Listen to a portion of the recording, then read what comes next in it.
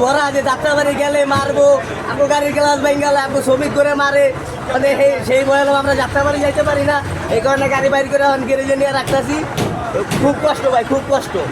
আমাদের ভাই বিএনপির কিছু নেতা কর্মী হইব, আমরা ভাই এটার দ্রুত সমাধান চাই ভাই, আর কিছু না। আমাকে আমার ঘরে চাইল নাই, কিছু নাই ভাই, বহুত কষ্টে আছি ভাই, বহুত কষ্টে। যাত্রাবাড়ি না যাইতে পারার কারণে মানে আমাদের অনেক দুর্ভোগ পোহাতে হচ্ছে। কারণ ধোলাইপাড় থেকে নেমে ব্যাগ ঠ্যাগ নিয়ে অনেকে বাচ্চা আছে, সাথে মহিলা আছে, এদেরকে নিয়ে সে যাত্রাবাড়ি হেঁটে যাওয়া আসলে অনেক কষ্টের ব্যাপার।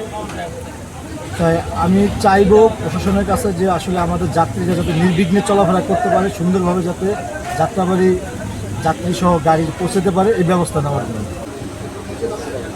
এখন আর কি বলতেছে ধোলাইপাড় নামায় দেবে, তো আমরা শুনছি যে ওইখানে নাকি চাঁদাবাজি করে এই জন্য যাইতে পারতেছে না। তো এটা আমরা দ্রুত সমাধান চাই, সরকার যাতে এটা সমাধান করে দ্রুত, তাহলে আমাদের জন্য একটু ভালো হয়।